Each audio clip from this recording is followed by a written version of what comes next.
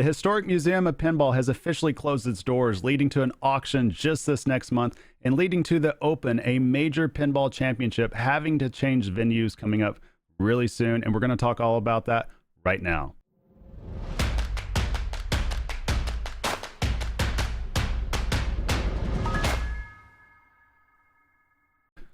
All right, so this is an article by Joseph Nope. Hopefully I got your name right there, Joseph. And this is over on IGN. Now, obviously, this is about a month old, but this is information that is a little bit pertinent at this time frame since they're obviously about to start doing an auction, which we'll talk about in just a few. So it says California's Museum of Pinball is closing for good, and its collection of over 1,100 machines is going up for individual auctions. ARS Technica reports. The nonprofit museum's lead tech, Chuck Casey, announced the closure on Monday, stating that the museum organizers were unable to arrange a move of the collection, secure a single buyer, or secure a sponsorship before a deadline.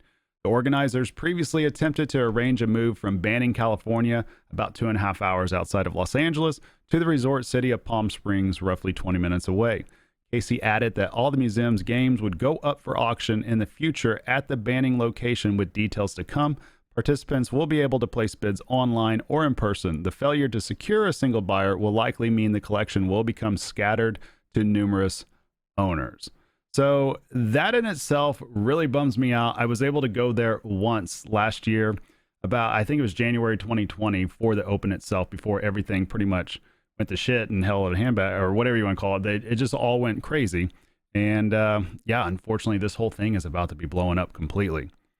So the 18-acre campus that houses the pinball collection will now be turned into a cannabis farm, according to local news. A previous report by Desert Sun indicates the museum founder, John Weeks, was coming up against a deadline before storage costs would force his hand. Weeks anticipated a 7-month timeline for moving the collection to a 2-story building in Palm Springs, but his architect estimated it would take 15 months, well outside Weeks' financial limits. So, for those scoring at home, basically this museum was supposed to move down the road a little bit to make it easier for everybody. And we were all really excited. This is news that broke a few months ago. And then news broke that, hey, this move was not going to happen for a variety of reasons. And the main reason being monetary or financial reasons. So, unfortunately, that's not going to happen. But they can't even go back to their old facility either, because that, I believe the old facility has since been leased out to a cannabis farm, as noted in this article right here. So what's going to happen to all these games? Well, according to APinball.com, they posted up a sponsored blog post, our overlord Josh Sharp did, for the Captain's Auction Warehouse Museum of Pinball auction.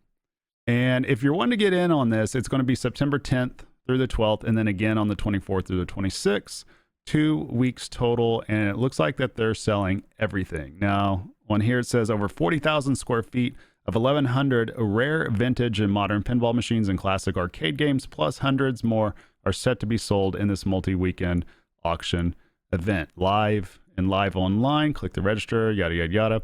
And of course, more information. Now, me personally, I wish I could get a hold of some of these games. I'm got a few games I'm eyeballing. I'm really curious to see, because this place literally had everything. And I'm talking collector's edition stuff from Jersey Jack. I've seen LEs there. I've seen old school EMs, solid states that are very hard to find. Basically, every single expensive pin you could pretty much think of was under those walls or under that roof.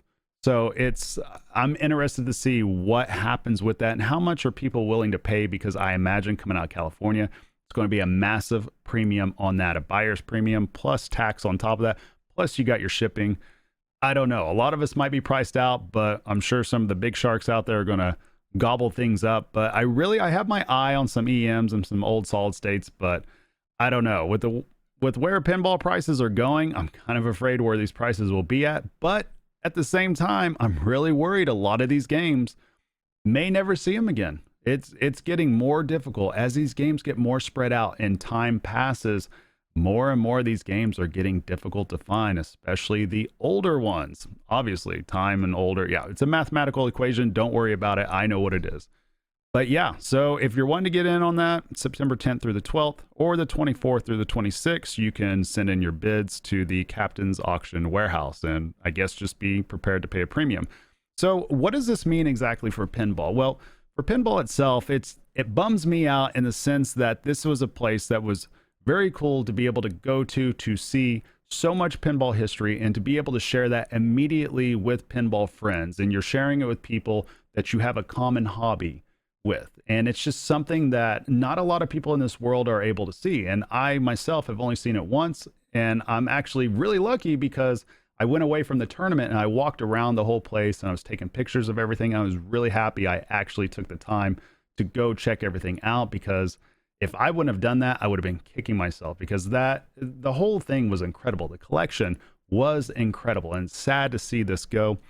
But what does this mean in general for pinball? Well, we're running out of these types of places to see, because obviously with Papa going down or Pinburg going down and Replay FX folding up, that's an area that we can't necessarily go back to and see a lot of games. With this place going down, that's an area that folded. We can't see a lot of games. So we're going to start becoming really reliant on different places. I know there's some places out in Nashville. I know that there's a place, I think, in Ohio that's pretty big, or it might be Michigan. I forget exactly. There's a couple of larger places around, but being able to see something like this to where there's over 1,000 games is quite a spectacle, and I'm sad to see it go.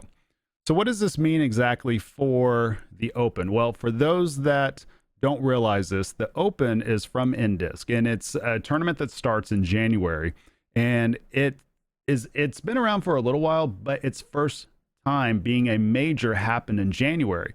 And now all of a sudden, without the Museum of Pinball being there, as you can see, because you're purchasing passes and you were getting admission to the Museum of Pinball and you were getting into the tournament, you were able to play in the tournament, you were able to go hang out and see all the games. They had a Classics Target match play on those games that had 100 players involved. There's all these different tournaments going on at once. Plus, the main tournament is a major tournament. And for pinball, that's huge. It's not only worth more points, but it gives a reason for people to travel not only across the country, but across the world.